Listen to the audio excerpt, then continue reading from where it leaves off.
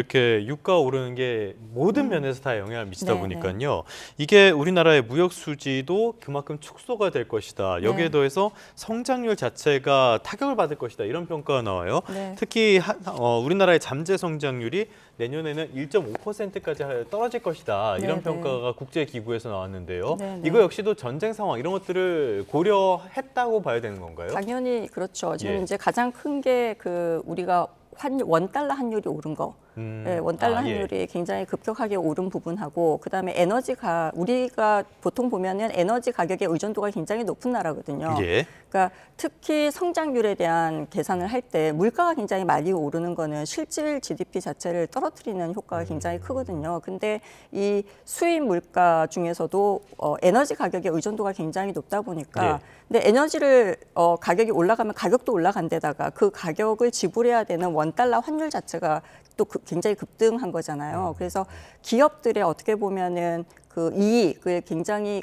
감축시키는데 큰 영향을 준 거죠. 예. 그렇게 되면은 전체적으로 경제 성장 우리가 잠재 성장률이라고 하는 것은 물가를 올리지 않은 상태에서 기본적으로 이제 그 기초 체력을 우리가 보통 얘기를 하거든요. 네. 방금 얘기했던 것은 이런 것 때문에 경제 성장률 자체가 낮아지는 거고 이런 거가 없다 하더라도 잠재 성장률은 IMF가 우리가 예측한 거에 따르면은 아시는 것처럼 뭐 이렇게 노동 인구가 굉장히 줄어들고 인구 감소가 빠르니까요. 네, 그래서 예. 생산성이 굉장히 약화되고 있고 이러한 상황에서 잠재 성장률이 2027년까지 1.5%까지 지금 줄어들 것으로 예측을 하고 있거든요. 예. 근데 그 상황에서 이러한 이슈가 전쟁까지. 터지니까 훨씬 더 예.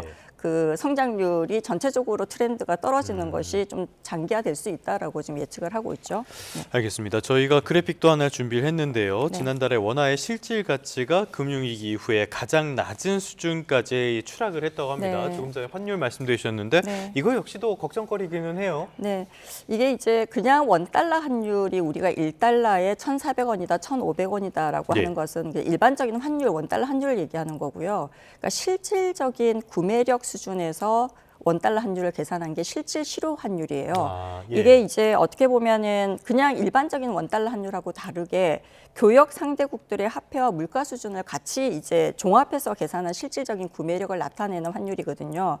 이게 우리나라 물가가 상대국보다 얼마나 더 올랐는지 이게 실질이라고 나타내는 거고요. 네. 그다음에 여러 국가의 무역 비중 이거를 실효라고 불러요. 그래서 이거 가중치를 두어서 계산을 하거든요. 근데 네. 기준이 100이에요. 그러니까 예. 100보다 이 실질 실효 환율이 높으면은 보통은 원달러 환율 가치가 고가치다라고 얘기를 하고요. 얘보다 낮으면은 과거 평균 대비해서 우리 화폐 가치가 낮아졌다. 좀 낮아졌다, 예. 저평가되었다라고 해석을 하거든요. 근데 이 실질 실효 환율 자체가 2009년 금융위기 이후에 17년 만에 최저치를 기록을 했어요. 기준치가 100인데 85까지 떨어졌습니다. 네, 그만큼 원화의 실질 예. 가치가 떨어졌다는 게 훨씬 더 중요한 이슈라고 볼 수가 있죠. 근데 이게 결국은 조금 전에 설명을 드린 것처럼 원달러 환율 자체가 올라갔고 예. 그다음에 방금 얘기한 것처럼 에너지 원자재 수입 물가 자체가 올라간 거에 크게 영향을 받은 결과라고 우리가 볼 수가 있습니다.